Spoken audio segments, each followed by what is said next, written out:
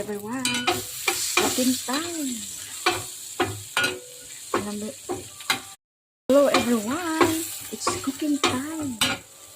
At I just fried salted fish. At ngayon ay nag-fry ako ng bacon. Muslim friends natin, pwede kayo maglagay ng ibang meat dyan or seafoods. Ayan. Bacon, isip aside natin ito. Init yung kawali, kaya nilagay ko na kaagad yung garlic at saka yung onion. Fried rice pala yung lulutuin ko.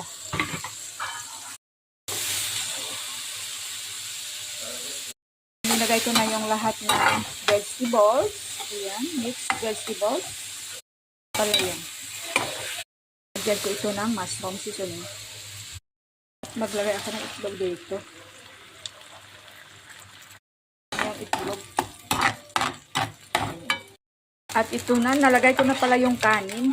Kasi hirap na sunog, kaya mix ko lahat para hindi masunog ba.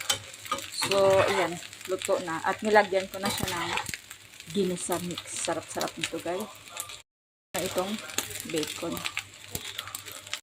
So, ayan, naluto na yung fried rice. Thank you so much for watching everyone. This is Amy. Bye. Bye.